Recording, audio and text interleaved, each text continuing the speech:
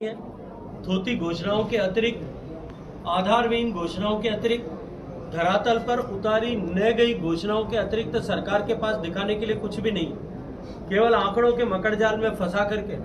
राजस्थान की जनता को एक बार दिग्भ्रमित करने का विफल प्रयास राजस्थान की सरकार वर्तमान में कर रही है। कांग्रेस पार्टी ये जानते हुए कि पिछले 4.5 साल में वो जनता की अपेक्षाओं के अनुरूप डिलीवर नहीं कर पाए, पिछले 4.5 साल में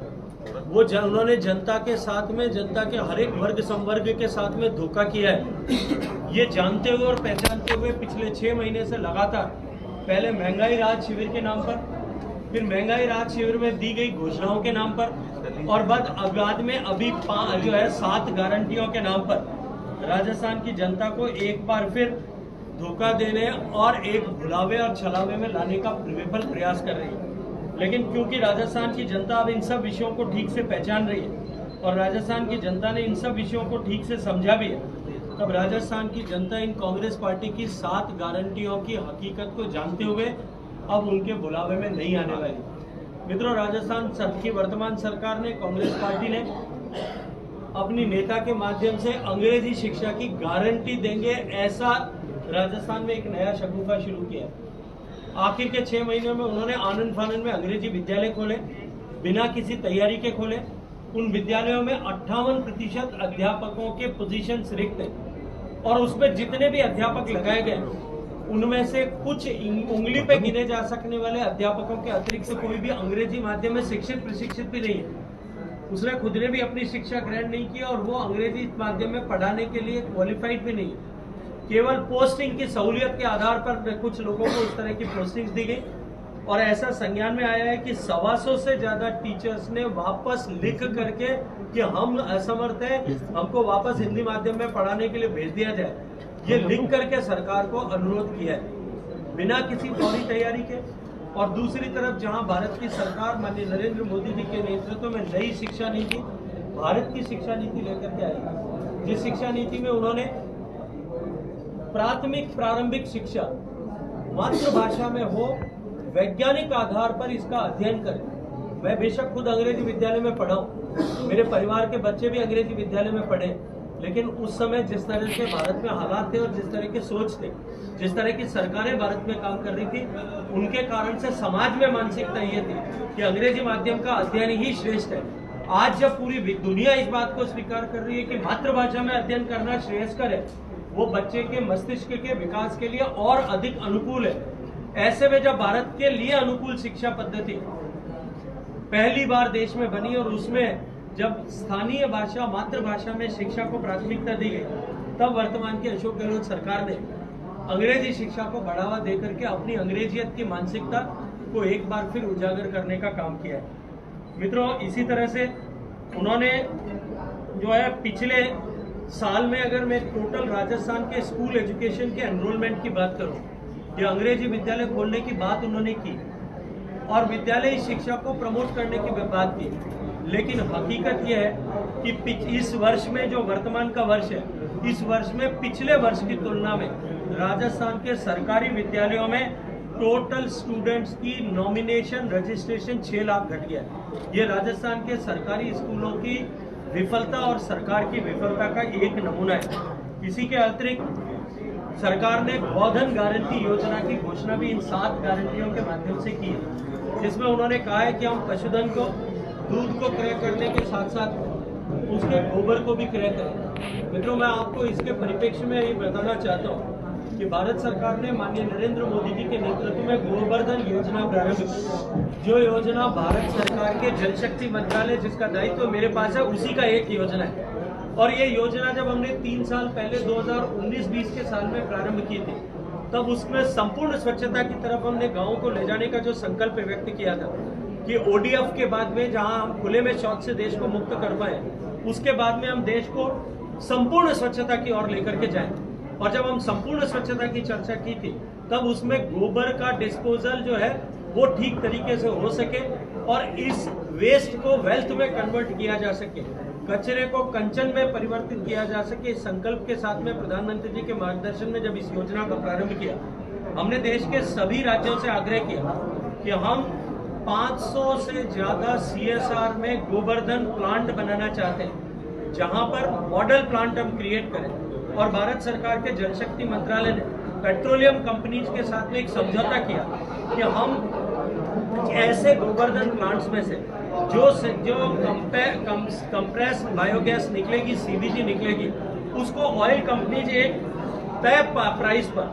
जो प्राइस सरकार ने दोनों कंपनियों के साथ में तय की, और वो प्राइस क्रूड के बढ़ने के साथ में उसके साथ में निरंतर बढ़ती रहेगी, उस प्राइस के आधार पर कंपनियां, सरकार की गैस डिस्ट्रीब्यूशन कंपनियां BPCL, HPCL और इंडेन उसको खरीदेगी।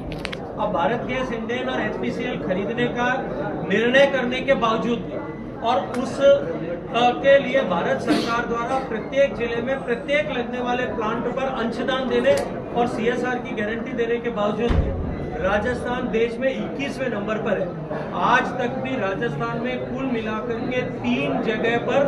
कंपनी के साथ में MOU हुआ है, निरंतर बार बार बैठक करने के बाद में भी, और पिछले 3 साल से ये कमिटमेंट करने के बाद में कि हमने 33 जिलों में ये प्रोजेक्ट शुरू करेंगे। राजस्थान सरकार पैसा उपलब्ध होने के बाद में भी इम्प्लीमेंट करने में विफल हुई है, और अब अपनी विफलता को छुपाने के लिए इस तरह की गारंटी लेकर के आ रही है। मैं आप लोगों के माध्यम से एक प्रश्न इसी परिप्रेक्ष्य में और करना चाहता हूँ। किसानों को लंबी में जिस तरह से लाखों गायें मृत्यु हुई, उन गायों को, गौपालकों को मुआवजा देने के लिए सरकार ने पहले थोथी घोषणाएं की, और बाद में बजट में कहा कि हम 40,000 रुपए प्रति पशुधन जो है उस पर किसान को, गौपालक को, पशुपालक को अनुदान और सहायता देंगे, उसको मुआवजा देंगे। लेकिन जब उसके नियम बनाए तब उसमें एक पंक्ति लिखी गई कि जितना लीटर गाय दूध देती होगी उसके अनुरूप, उसके अनुसार उसका जो है मुआवजा तय होगा। मैं आज आपके सामने जिम्मेदारी से राजस्थान सरकार से प्रश्न करना चाहता हूँ कि आपने राजस्थान में जो 40,000 रुपए मुआवजा देने की बात की थी, खुलासा करें राजस्थान सरकार के उसने कितने पशुपालकों को 40,000 रुपए मुआवजा दिया? 5 से 7,000 रुपए मुआवजा। उस मुआवजा लेने में भी भ्रष्टाचार, क्योंकि मृत पशु कितने लीटर दूध देता था इसको नापने जांचने का कोई पैमाना नहीं है। आपको जाकर के सरकारी कारकुनों से उसके लिए सर्टिफिकेट कराना पड़ता है कि मेरी गाय इतना दूध देती थी। जब वो ये लेकर के जाता है, लेने जाता है सर्टिफिकेट, वहां उसको भ्रष्टाचार के अंदर पैसा देना पड़ता है, और आधे पैसे प्राप्त करने के लिए 7,000 में से 3,500 प्राप्त करने के लिए भी उसको रिश्वत दे करके अपने इस 3,500 मुआवजे को प्राप्त करने के लिए कार्यालयों के चक्कर काटने पड़ रहे हैं, और वो 3,500 प्राप्त करने के लिए भी उसको जो है 3,500 रुपए में से आधा पैसा आने जाने में खर्च करना पड़ रहा है। ये पूर्ण रूप से विफल योजना इसी तरह से हुई। राजस्थान की सरकार ने गारंटी देते हुए कहा कि हम फ्री लैपटॉप बांटेंगे और कॉलेज जाने वाले हर विद्यार्थी को फ्री लैपटॉप देंगे। मैंने आप ही के प्रश्न का जवाब देते हुए अनेक बार कहा है कि राजस्थान सरकार ने पिछले 4 साल में जो राजस्थान में योजना चल रही थी कि हम अच्छे प्राप्तांक लाने वाले बच्चों को लैपटॉप और iPad जो है उनको पैड देते थे, वो टैबलेट्स और जो है वो लैपटॉप भी पिछले 4 साल में सरकार ने वितरित करने में विफल हो गई। जो सरकार 4 साल तक तय योजना के तहत लैपटॉप और iPad वितरण करने में विफल हुई, वो सरकार जिसके 93,000 विद्यार्थी आज राजस्थान में लैपटॉप और iPad का इंतजार कर रहे हैं, वो सरकार अब एक नया घोषणा का शगुफा लेकर के आई है। चिरंजीवी योजना के तहत भी इसी तरह की घोषणा सरकार ने की है। इस तरह से सरकार लोगों को अपनी विफलताओं को छुपाने के लिए, लोगों को नए भ्रमजाल दिखा करके, नया आईना दिखा करके अब एक बार फिर आकर्षित करना चाहती है। लेकिन राजस्थान की जनता जो एक बार दूध से जली है, वो अब की बार छाछ को भी फूंक फूंक करके पीने वाली है। सरकार भुलावे में, जनता भुलावे में नहीं आएगी। जनता ने तय कर लिया है, प्रचंड बहुमत के साथ में भारतीय जनता पार्टी की सरकार बनने वाली है। कांग्रेस की ये वर्तमान सरकार और कांग्रेस पार्टी जिस तरह से समाज को हिस्सों में बांटने का षड्यंत्र कर रही है, जिस तरह के जो है जातिगत जनगणना का नाम लेकर के जिस तरह से समाज को जहां पहले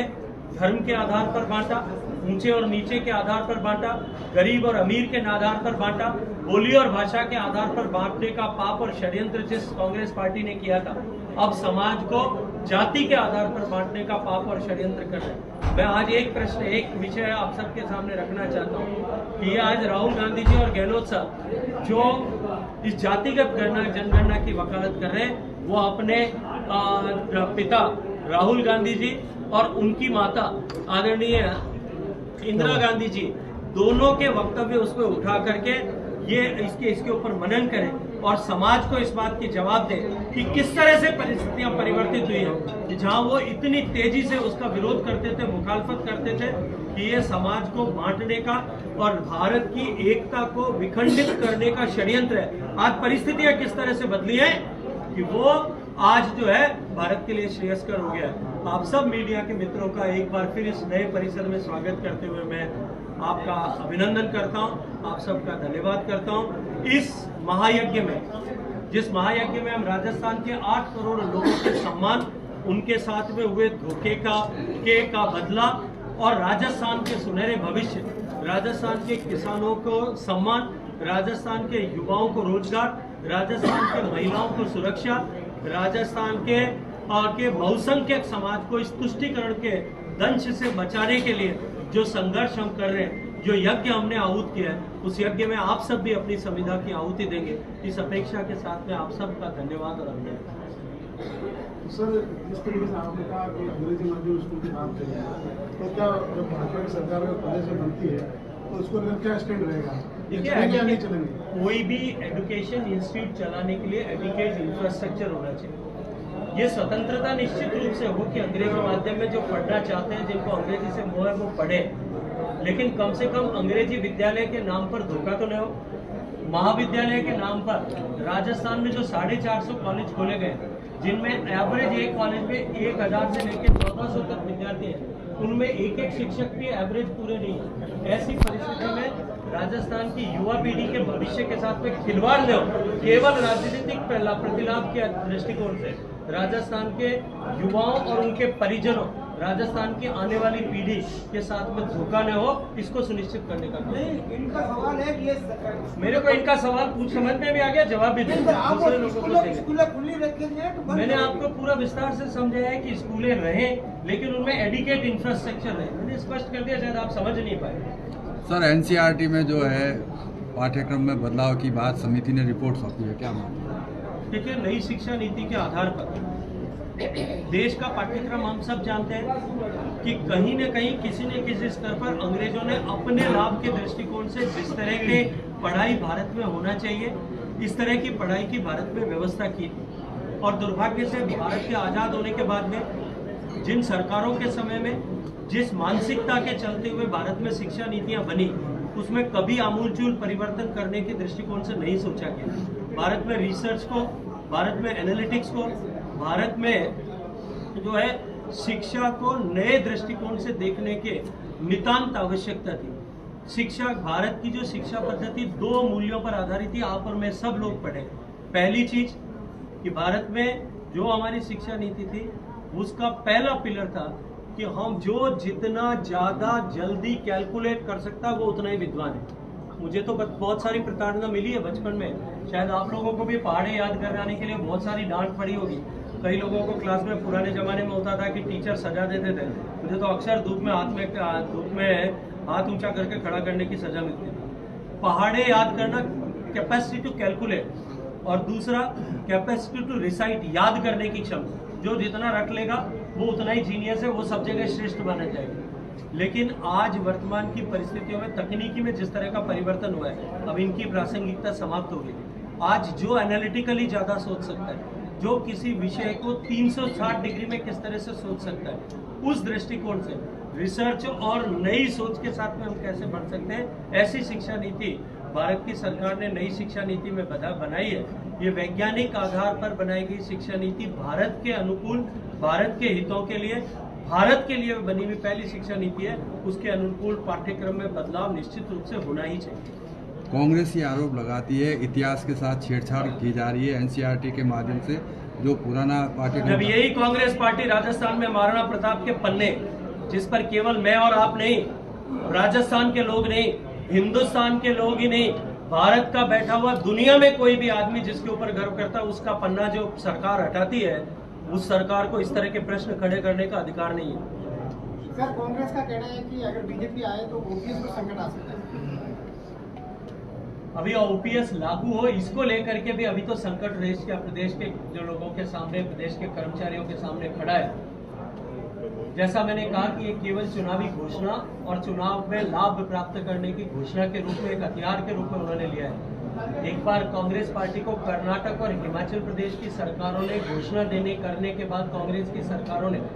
जो उसमें असमर्थता व्यक्त की है, पहले उसका जवाब देना चाहिए। भारत की सरकार इस विषय के स्थायी समाधान के लिए एक उच्च स्तरीय कमेटी बना करके उस पर विचार कर रही है, ताकि किसी भी तरह से हमारे किसी भी कार्मिक का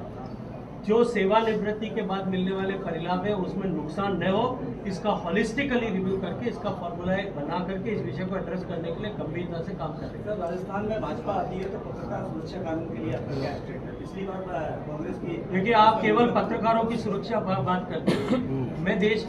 प्रदेश में जो 7,200 लोग इस प्रदेश में निरीह लोग जिनको निरापराध थे, जिनका कोई लेना देना नहीं था, ऐसे दलित के बेटे, गरीब के बेटे, किसान के बेटे जो राजस्थान में गैंगवार के चलते हुए, राजस्थान के माफियाओं के आपसी लड़ाई के चलते हुए ऐसे 7,200 लोग जो मारे गए हैं, उनको साक्षी मान करके जिन राजस्थान में 2 लाख से ज्यादा माताओं बहनों के साथ में दुराचार हुआ, उनके एक एक आंसू को साक्षी मानते हुए जो राजस्थान में इस माफिया वार के चलते हुए राजस्थान में जिन लोगों की सुरक्षा खतरे में पड़ी,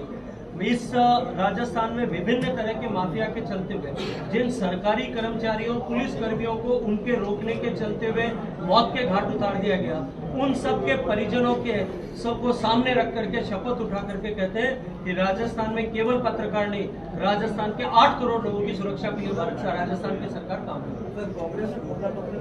चलो यार,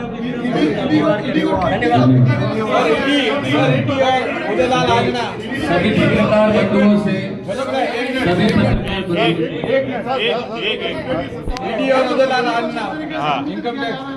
बड़ा सवाल तो ईडी का ही। हल्के शब्दों से समझ किया जा रहा है कि ईडी आ गई है, कुत्ते आ गए हैं, जो संबोधित का तरीका बदला है कांग्रेस के नेताओं ने। देखिए, ये दुर्भाग्यपूर्ण है और इस कार्रवाई के चलते जो खिसियाट है और कार्रवाई आगे न बढ़े उसको लेकर के जो मन में भय है, उस भय का प्रतिकार इतने सुंदर शब्दों के साथ में संवैधानिक व्यवस्था से बनी हुई एक संस्था के लिए माननीय अशोक गहलोत साहब ने किया है। मैं आप लोगों के संज्ञान के लिए एक विषय आप सबके सामने रखना चाहता हूँ। एनफोर्समेंट डायरेक्टरेट के पिछले 10 साल के जितने 10 साल में मोदी जी की सरकार आने के बाद में जितने भी पीएमएलए में केसेस उन्होंने किए, उनकी सफलता, जो कन्विक्शन रेट है जिसमें कोर्ट ने, न्यायालय ने प्रसंज्ञान लेकर के अंतिम सजा और फैसला सुनाया है, उसकी दर 96.54%। दुनिया की किसी भी इन्वेस्टिगेटिंग एजेंसी की सक्सेस कन्विक्शन रेशियो इससे बेहतर नहीं है। दुनिया का, देश का नहीं कह रहा। उस संस्थान को जिसने पिछले पूरे 10 साल में जितने केसेस किए हैं अब तक, उन सारे केसेस में केवल 3% केसेस सरकार में काम करने वाले जनप्रतिनिधि या कोई पूर्व जनप्रतिनिधि, कुल मिलाकर के 3% भी केसेस ऐसे लोगों के नहीं है। उस संस्था के लिए इस तरह का शब्दों का उपयोग करना, देश की जनता और प्रदेश की जनता जानती है कि दर्द कहाँ है और टीस कहाँ से निकलती है। गहलोत साहब क्या चाय पीने कब जा रहे हैं? चाय पीने कब जा रहे हैं? वो बुलाएंगे तब चाय।